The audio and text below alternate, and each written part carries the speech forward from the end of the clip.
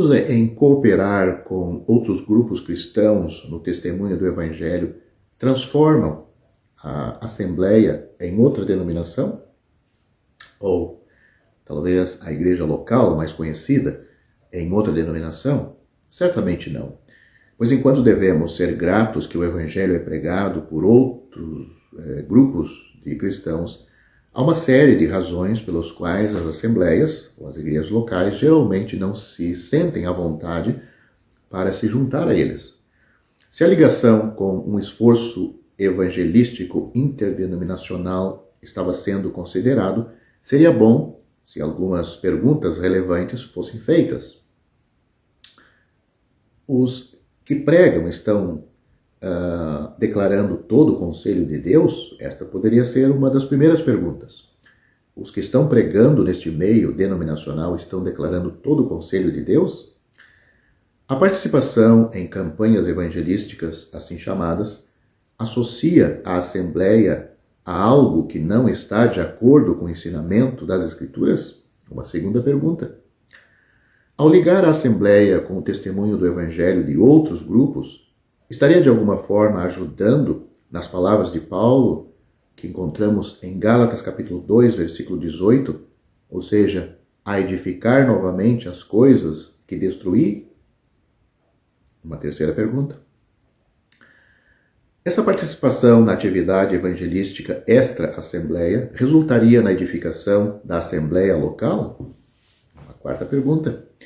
Finalmente, foi considerado a possibilidade de que a liberdade de se juntar a esses grupos possa resultar em uma ocasião de tropeço para aqueles que são fracos, especialmente os jovens crentes nas igrejas locais? Paulo, escrevendo aos Filipenses, no capítulo 1, versículos 15 a 18, menciona diferentes motivos de pregadores. Alguns pregando Cristo por inveja e outros por boa vontade. Mas ele se regozijou que o assunto que eles pregavam era Cristo. Nós também podemos nos alegrar que Cristo seja pregado, mas envolver a Assembleia com grupos evangelísticos, com tais grupos evangelísticos, é outra questão. É importante ver que é da Assembleia que o Evangelho deve sair. Ou os evangelistas que estão numa Assembleia local, pois lemos sobre os Tessalonicenses que de vós ressoou a palavra do Senhor. 1 Tessalonicenses capítulo 1, versículo 8. Este é o padrão divino, que os crentes em uma Assembleia devem trabalhar juntos no Evangelho. Disto concluímos que uma Assembleia deve ser o centro da atividade evangelística.